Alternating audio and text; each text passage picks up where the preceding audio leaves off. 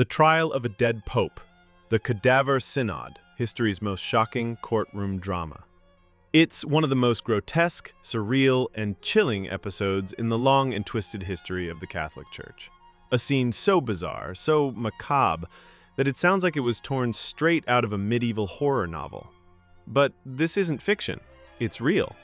In the year 897 AD, a courtroom was assembled in Rome. Bishops, priests, and nobles gathered under candlelight inside the majestic Basilica of St. John Lateran. But all eyes weren't on a living defendant. Instead, a corpse, rotting and dressed in full papal vestments, sat upright on a throne, cold, lifeless, and on trial.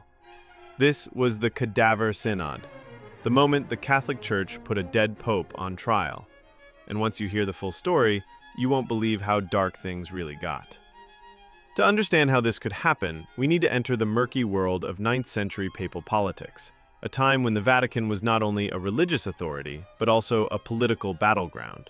Popes were made and unmade like pawns. Noble families, kings, and rival factions all wanted their own man on the throne of St. Peter. Betrayals, assassinations, and corruption were common currency. Enter Pope Formosus, a man with a turbulent past. Before becoming pope, he had served as the Bishop of Porto and a papal envoy of Bulgaria. But he was also a political player, accused of overstepping his authority, fleeing Rome, and siding with the wrong factions. Despite his checkered history, he was elected pope in 891 AD.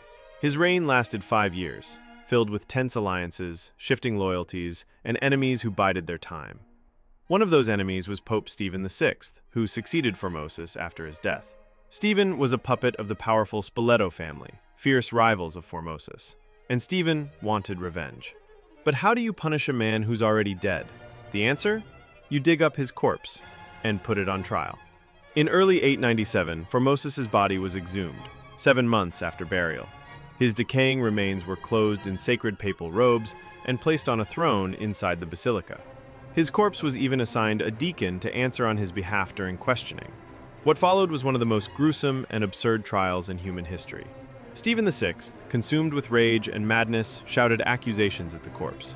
He charged Formosus with perjury, violating canon law, and assuming the papacy illegally.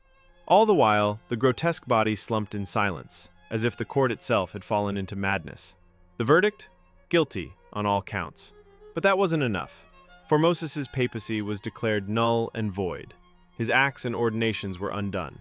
His blessing hand was cut off, severed from his dead wrist. And his body? It was stripped of its vestments, dragged through the streets, and tossed into the Tiber River like garbage. Rome was horrified. The trial sent shockwaves through the city and the Christian world. The grotesque spectacle of a corpse on trial had gone too far, even in an era of brutal politics and blood-stained thrones. The people turned against Stephen VI. Riots erupted. His enemies, once hidden, rose in protest. Within months, Stephen was imprisoned, and then strangled to death in his cell. But the story didn't end there. In a strange twist of fate, Formosus's body was later recovered from the river and reburied with honor. Future popes denounced the Cadaver Synod as a monstrous blasphemy. Some even declared it void and attempted to reverse its rulings, revalidating the priests and bishops Formosus had ordained. And yet, the stain of the Cadaver Synod never truly faded. It stands today as one of the most morbid moments in papal history, a brutal reminder of what happens when power and vengeance override faith and reason. A courtroom drama where death didn't stop judgment and justice was buried deeper than any grave. So, the next time someone tells you history is boring, remember the Cadaver Synod.